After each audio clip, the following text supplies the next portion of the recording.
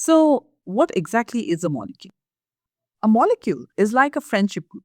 It's when two or more atoms decide to hold hands really tightly and never let go.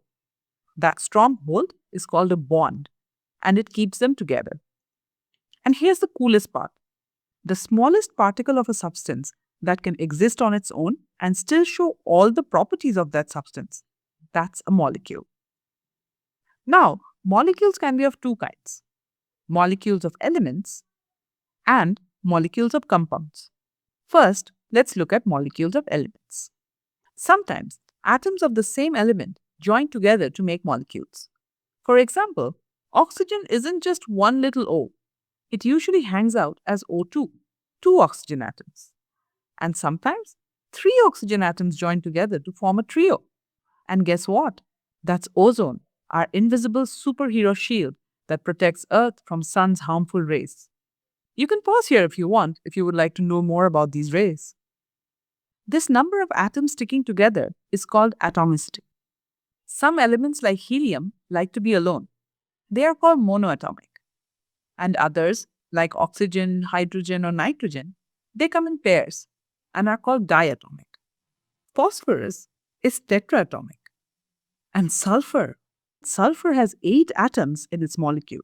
It is polyatomic. Now let's look at molecules of compounds. While sometimes atoms stick to their own kind, at other times they like to make friends with atoms of other elements.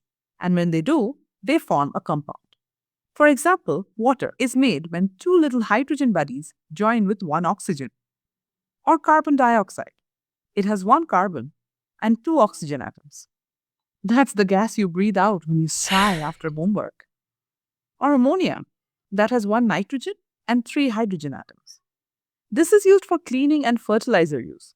It's a stinky example, but a good one. These molecules always come together in a fixed ratio. Change that ratio and you change the substance completely. Look at H2O. That's water. Very safe to drink.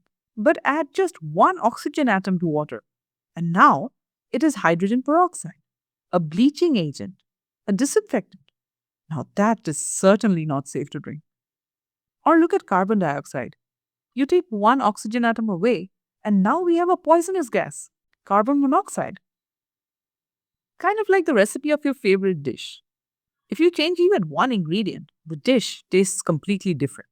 I'm sure you wouldn't like salty cake either.